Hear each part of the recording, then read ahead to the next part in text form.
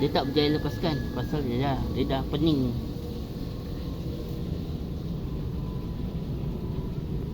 Saat katak tu dimakan, kataknya pening. Pening lah kepalanya, pening. Dia dah masuk bisa, kepala dia pening. Pening, lepas tu dia tak boleh.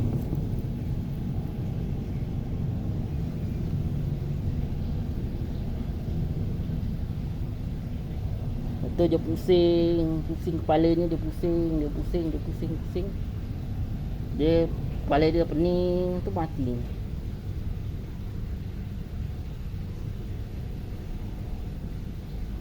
Pusing badan dia, kepalanya pening.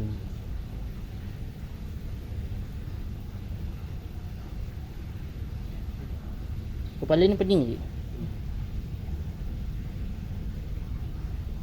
Tapi kau tengok mata je merah tau. Kalau kena makan kan ular, mata je merah. Maksudnya darah tu keluar, kemudian disuntik. Mula-mula darah ni keluar, lepas tu disuntik. Darah ni keluar. Kalau kau tengok mesti ada lubang gigitan.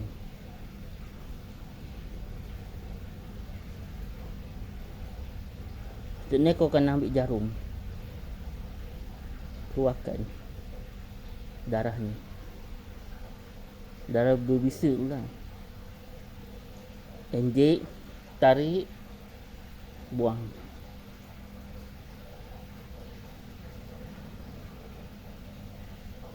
Lepas tu kau buat eksperimen lah. Eksperimen.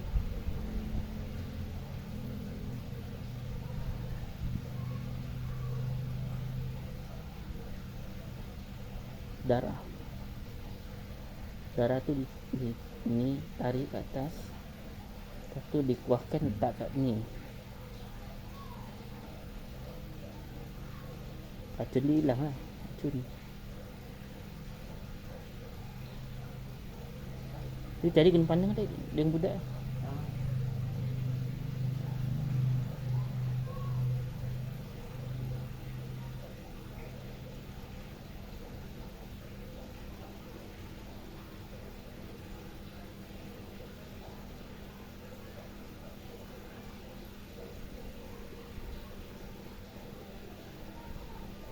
Abang ni kuat tak dia?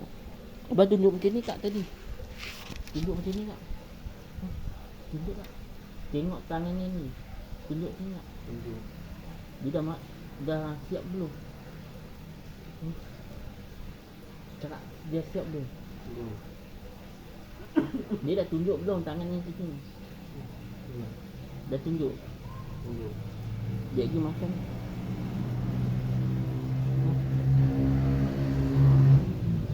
Boleh je. Tak sedap ke nanti?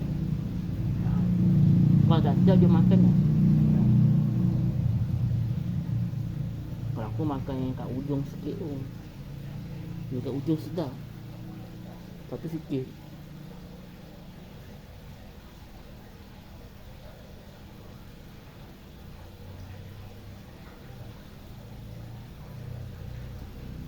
Betul.